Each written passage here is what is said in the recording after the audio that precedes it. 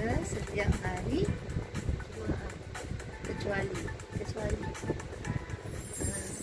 Jumaat, kecuali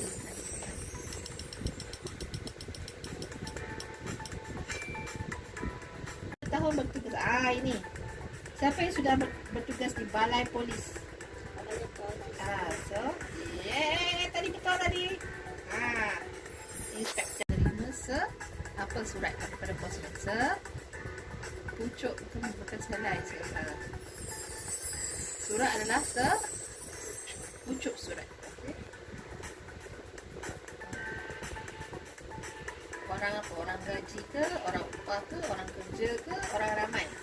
Orang gaji. Orang gaji adalah macam kita suruh dia lah, kita gaji dia untuk buat kerja. Cikgu Rohaya menyatakan hadiah kepada mana? Kepada Itu daripada eja lah. Panas lah, bukan sejuk. Cuaca panas. Haus nak. Kalau cuaca sangat panas, dia faham soalan ni. Ni adalah barangan kot. Dia faham soalan. Okay.